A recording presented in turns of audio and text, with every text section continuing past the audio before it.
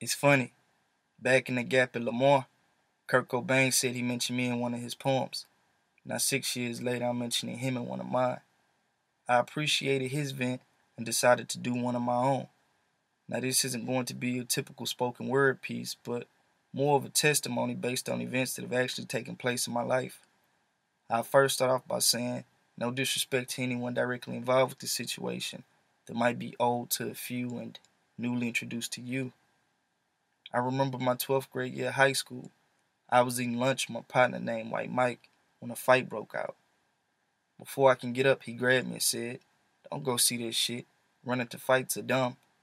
Caught up in his words, my body froze at a standstill, my brain taking the opportunity to mentally process what he said. It was as if he said it for a reason, something deeper than I can grasp at that moment. Several months passed, my mom helped me purchase my first car. I had wanted to drive to school, but she never let me. She told me over and over again, "Son, you're not ready." I wasn't understanding her words for being that I passed driver's ed and already got my license 6 months ago. Nonetheless, I was appreciative because my dad had passed 3 years prior and she was struggling to hold down the house note, so her being able to help me get a car was a blessing. Eventually, the time would come when she would let me drive to school, on the account that she couldn't take me due to having work. My first day driving to school. It was a godly feeling. It was like any other day, and oddly enough, there was another fight at lunch, but I wasn't sitting with White Mike that day. Rumor had it that they were supposed to be fighting again at the park after last lunch. I told myself I wasn't going to go, but long story short, me and a couple of buddies of mine hopped in the car and dipped. Before we could make it out of the school parking lot, somebody knocked on my back window. I looked, and it was KJ. It was strange because I didn't tell anybody I drove to school that day. KJ hopped in the car and we headed over to the park. I kinda had a guilty conscience because I was skipping my last period theater arts class. I didn't care. I still went. I thought it'd be cool pulling up to the fight in my new whip. We was posted, 30 to 40 deep. The fight didn't last long before we heard somebody say he got a gun. Everybody ran to their cars. I tried changing the gear and then I heard 3 shots ring out. I ducked and closed my eyes, and now all I can remember was ringing. I looked up to see a bullet hole in my windshield. I saw glass on my hand and began feeling my face in fear that I had been shot. I got out the car and the world was spinning around me. A total chaos. People screaming and running. Cars speeding by. Everybody that rode with me got out the car and ran, except Brandon, who was getting up off the ground, and KJ, but KJ was nowhere in sight. I opened up the back seat of my car and seen KJ slumped over. He had been shot and was non-responsive. I took him out the car to try to get him to respond to perform CPR, but nobody knew what to do. Either wait on the ambulance or try to make it to the hospital on time. We waited.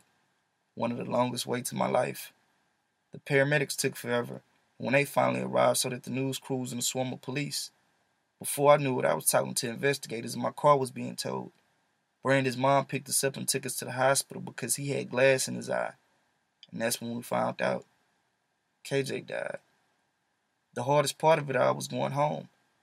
We pulled up to my house. Friends, neighbors, and family members were all standing outside in the driveway.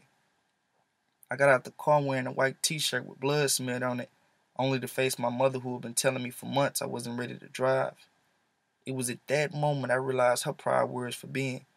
Yes, I was more than capable of driving, but wasn't ready for the responsibility. Not to mention I failed to grasp White Mike's prior warnings, and now I'm dealing with the death of a classmate.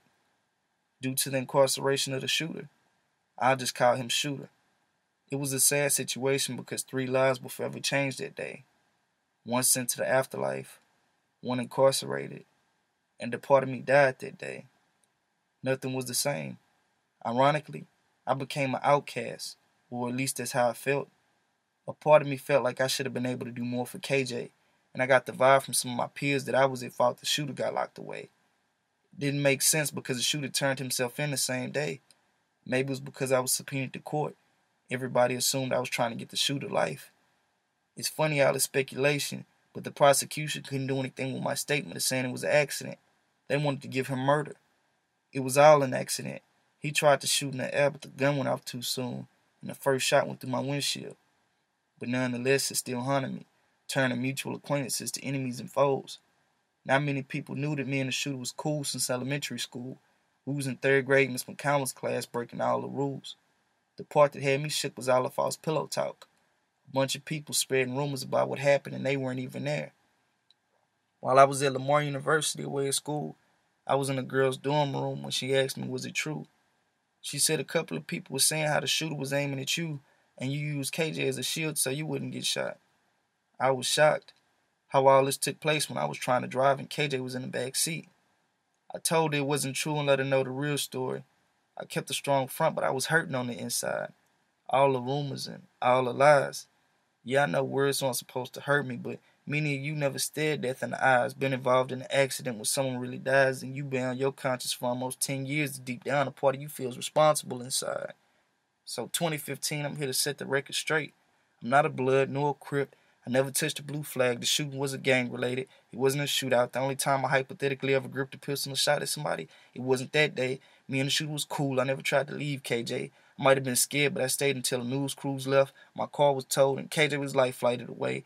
The reason why I'm speaking out now is because I'm tired of feeling this way. There was a fight which none of us was involved in. We came, we watched, and we tried to get away. A demon on my conscience for almost 10 years, feeling guilty for the rumors of things I never did. The hurt, the pain, the low and lower, the loss, the life, the bloodshed, the tears, anxiety, dabbing up peers who really despise me based on lies, and sometimes I wish the one who died was me.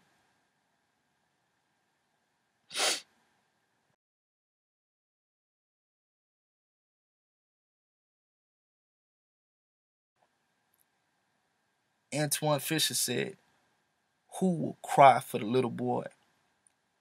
Scratch that. Who will cry for the family of a lost loved one? Who will cry for the mother who has to hug her son through the jail cell? Who will cry for the fatherless son who was the same person decaying on the inside of me?